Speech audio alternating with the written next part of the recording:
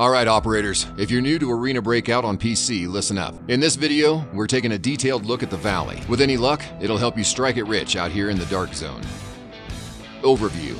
The Valley is larger than the farm, so your combat ranges are going to be longer as well. The map has 3 chance-based extraction points, one in the abandoned shack, one at the port, and one escape boat. The abandoned shack requires a key. You'll also find 2 conditional extraction points. One of them is the helipad at the beach villa, while the other is the RV camp near Norteño Court. Doss, of the Antonio family, runs things in the Valley. He's set up his lair at the beach villa. He's not one for armor, but the sheer size of his squad makes up for that. Be sure to have plenty of ammo if you're taking them on.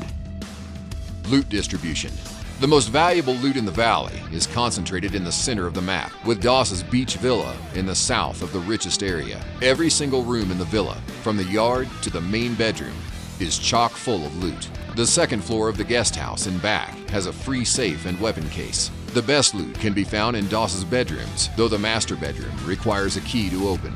Both rooms hold a safe and plenty of containers to rifle through. The beach villa isn't the only place with valuable resources. Norteño Court and the small factory are worth checking out as well. Located smack dab in the center of the map, Norteño Court is a hot spot for engagements. You'll find ammo boxes and a long weapon case in the main building. And there might be some valuable items on the tables too, so keep your eyes peeled. The cafeteria, which is on the right side of the court, leads to the basement, where there's a locked room that contains a safe. The basement holds a lot of random items, so don't miss out on this chance to strike gold.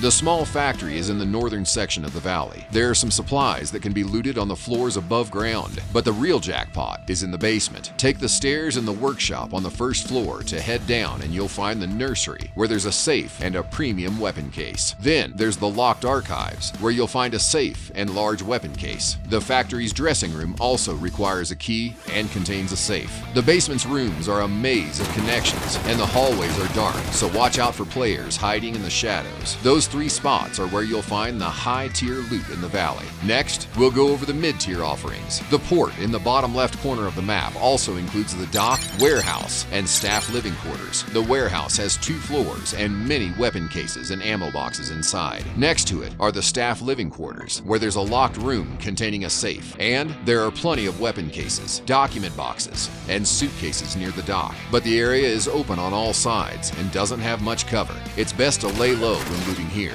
In the westernmost part of the map is the radar station, which contains a locked security room. Towards the north are the frontier positions, which have long sight lines with weapon cases and ammo boxes. Further east, you'll see the RV camp beside Norteño Court. The camp's cabin cafeteria is locked and contains a safe you can loot. Besides that is the eastern region of the map, where you'll find an airdrop container in the crash site. In the south, you'll find a document box in the old beach house by Pino radio station. The radio station itself contains jackets and a weapon case.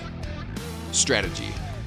The Valley's supplies are concentrated in the middle of the map, while the borders have comparatively little to loot. If you spawn near the beach villa, you should rush for it and start looting. If you spawn in the southeast instead, try scoping out the enemies on the beach and the villa by using a high-power scope at the Pino radio station. For players who spawn in the northeast, consider going to the small factory or Norteño Court first, depending on which one's closer to you. Spawning in the southwest means you can choose between looting the nearby port, then going straight to the beach villa. But if you do target the villa, keep an eye out for players who spawned in the northwest. They'll probably be heading the same way. If you end up in the map's northwest region, consider battling players for control over Norteño Court and the small factory. Alternatively, you could cut across and make a break for the beach villa. Of course, don't just think about your spawn point when you're deciding on your course of action. Remember to take your squad's members' equipment into consideration as well. Alright, that's it for today's strategy guide. Go shoot your shot at the Valley.